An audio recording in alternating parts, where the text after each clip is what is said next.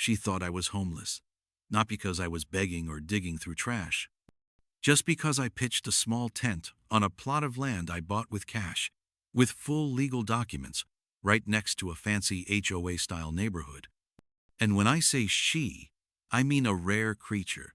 An HOA Karen, curly blonde hair, sweater draped over her shoulders, always ready to call 911 because your dog barked in the wrong tone. That morning, I was checking the soil footing, getting ready to build my dream tiny house. Coffee in hand, feeling great. Then she showed up like a Chanel-scented tornado. "You're not allowed to be here? This neighborhood doesn't allow vagrant camping?" I blinked. She took pictures of me, called the cops, and shouted that I was illegally occupying residential land. What she didn't know was, I'm a zoning lawyer. And she just stepped on a legal landmine. I bought this piece of land 3 months ago, a small plot right on the edge of a neighborhood governed by an HOA. That means I get to enjoy the nice scenery and quiet surroundings without dealing with ladies who regulate window colors or the height of your front lawn. Paradise, right? My plan was simple. Build a super compact, affordable, fully equipped tiny house to live in and work remotely.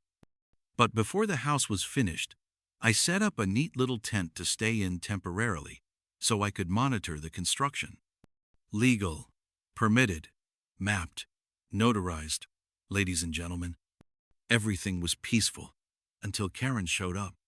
I was holding a saw, cutting some floorboards, when I heard tires screeching on gravel. Crunch. A shiny white SUV pulled up right to the edge of my land. The door swung open, and Karen, the local HOA queen, stepped out like she was about to inspect an international border. "This land doesn't allow camping. We will have you removed from here," she yelled, eyes darting from the tent to the saw to the big private property sign I'd posted front and center. I smiled. As a land use attorney, I knew every single boundary line here better than GPS. But I said nothing. Not yet. Karen didn't stop at calling 911 or blasting me online. 3 days after our first encounter, I returned to my lot and froze. A makeshift wall of plywood had been erected, enclosing the front of my land. On it, a giant red sign read, "Restricted Zone. Trespassing campers under investigation." I was stunned. Karen had hired someone, probably the HOA maintenance crew, to put up that barrier around my legally owned property without a single government order or permit. But it got worse. Behind that wall, Karen had secretly dumped household garbage, black plastic bags, old cardboard boxes, milk cartons, broken plastic bottles, piling it up like a miniature landfill. I instantly realized what was going on. She was staging, trying to turn my legal property into a fake illegal dump site, a setup she could use to file complaints with the sanitation and environmental departments. But that still wasn't the end of it. Karen went further. She sent out a fake warning email to all residents in the neighborhood, titled, "Community Safety Alert. We have discovered syringes and hazardous items on the plot near your homes. Children should not go near it. We are working with the police to remove this dangerous individual." My hands were trembling as I read that line. She was accusing me of storing drug needles. My wife broke down in tears when she saw the wall and the trash.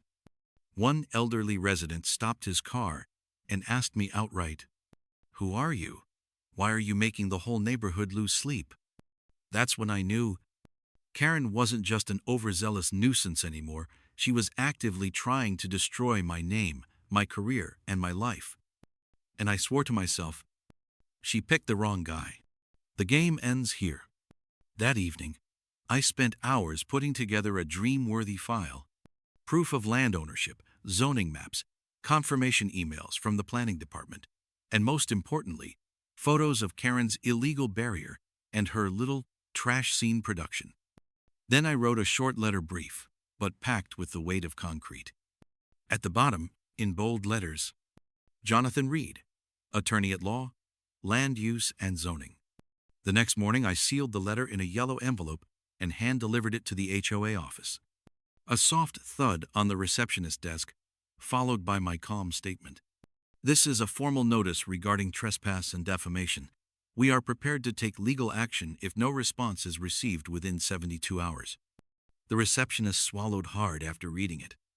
I think she finally realized the dangerous homeless guy they'd been talking about was actually a zoning attorney who exposes HOA misconduct for a living. And Karen? She responded the only way she knew how. She called the police. A patrol car rolled up to my property that afternoon. Karen was already there, practically glowing with smugness like she'd just won the lottery. "Officer, he's camping. There's garbage and possibly syringes. I saw them on the HOA camera." The officer stepped up, saw the private property, not HOA sign, glanced at the documents I held out, and sighed. "Again, Karen?" Then he turned to me. "You, the landowner? And a lawyer? Good. I'll be filing a report against her." Karen stood frozen, like a Christmas tree just stripped of its ornaments. As for me, I took a slow sip from my coffee mug, the one that read, "Don't start legal fights with a zoning attorney." I decided I wasn't going to send any more emails. Karen needed a public lesson delivered right at the altar of her power, the HOA Community Hall. I submitted a request to speak at the upcoming HOA meeting. Reason? Feedback regarding zoning violations. They approved it. Their first mistake. That evening, I showed up with my laptop, projector, satellite maps, and a legal file thick enough to rival the Bible. Karen's face turned pale the moment she saw me walk in. She stepped up to the podium first, adjusting the mic like she was about to speak before Congress. "We need to address the issue of this homeless encampment that is ruining our landscape." I raised my hand. "Excuse me, are you referring to this piece of land?" I hit the projector. Up on the screen, a crystal-clear satellite map showing the HOA boundary. And here is where the HOA ends. The land I own lies entirely outside of it. It's not under HOA jurisdiction, not governed by HOA bylaws. No one here has the right to label me homeless unless you're ready to receive a court summons. The room fell completely silent. An older gentleman in the front row nodded approvingly. I knew this kid wasn't homeless. Dresses better than my son-in-law. Karen opened her mouth to clap back, but right then, a representative from the city planning department walked in. I had invited them days before. "Miss Caldwell has erected an unauthorized barrier, dumped waste on private property, and filed a false complaint. This constitutes a Level 2 municipal violation." Karen stood there, melting like a wax figure in the sundae. I turned to the crowd. "And by the way, I'll be starting construction on my home next week. If anyone wants coffee, stop by." The next morning, Karen didn't post rants, didn't live stream angry speeches, and didn't plaster threats on lampposts like usual. Instead, there was just a tiny notice pinned to the community bulletin board. "OA President Caldwell has been temporarily suspended pending internal investigation. Please refrain from contact during this time." Short, cold, and absolutely beautiful. Then something happened that had never happened before. People in the neighborhood started talking to me. One neighbor brought cookies and said, "I'm sorry for believing her. My son watched your presentation video and said, 'This guy is cool.'"